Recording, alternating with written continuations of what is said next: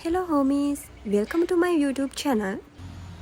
So this is my very first video I am sharing on my YouTube channel. Video එක බලද්දිම ඔයාලට තේරෙනවා මම අද මොකක් ගැනද මේ වීඩියෝ එක ෂෙයා කරන්න කියලා. ඔයාගේ හොබි එකත් ඇක්වේරියම් ෆිෂ් එහෙමත් නැත්නම් අපි කියන සුරතල් මසුන් නැති කිරීම නම් මාත් එක්ක මේ වීඩියෝ එකෙන් ඒ දේවල් ෂෙයා කරගමු. මේ පොන්ඩ් එකේ ඉන්නේ කාෆ්ලා. ඔයාලට පේනවා ඇති ඔතන එක එක කලර්ස් වලින් එක එක වෙරයිටි වලින් කාෆ්ලා ඉන්නවා. අපි කියන්නේ තනි පාටින් එහෙම නැත්නම් බයි කලර්ස් දෙකකින් කලර්ස් තුනකින් එක එක වෙරයිටි වල කාෆ්ලා ඔතනින්.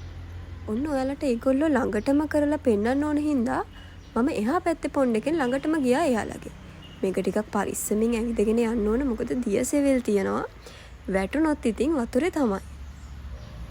ඔන්න දැන් බලන්නකෝ එයාලගේ ලස්සන.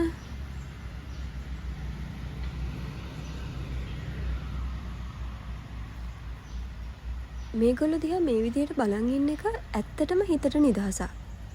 අර සමහර අයත් කියනවානේ අපිට මොකක් හරි ප්‍රශ්නයක් අපේ හිතට ආතතියක් වගේ දෙයක් ආවහම මාළු ටැංකියක් දිහා බලන් ඉන්න. එතකොට ඔයාගේ ආතතිය වගේ ප්‍රශ්න හෙමින් නැති වෙලා යයි කියලා. මං හිතන්නේ ඒ කතාව ඇත්ත. අපි මෙයාලට කැම දාලා බලමු ළඟට එයිද කියලා. හැබැයි ඉතින් වීඩියෝ කරන නිසා ළඟට එයිද දන්නේ නැහැ.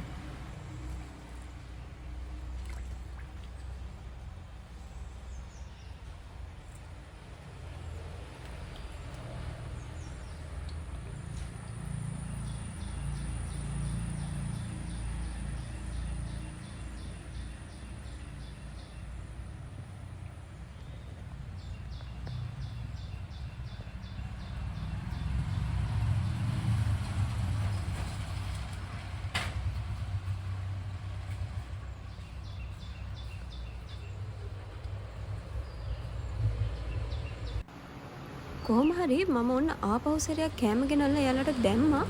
මොකද මේක එයාලගේ කෑම ටයිම් එක නෙමෙයි. ඒ හින්දා ටිකක් කන්ෆියුස් වෙලා වගේ ඉන්නේ මේගොල්ලෝ. කියන්නේ කෑම ටයිම් එකක් නෙමෙයිනේ. බලමු අපි මොකද කරන්න කියලා මෙයාලා. ඔන්න දැන් නම් ටිකක් ඇක්ටිව් වෙලා ඉන්නවා. ඔන්න ඔක්කොමලා එනවා දැන් මගේ ළඟට එයාලගේ කෑම ටයිම් එක කියලා හිතලා.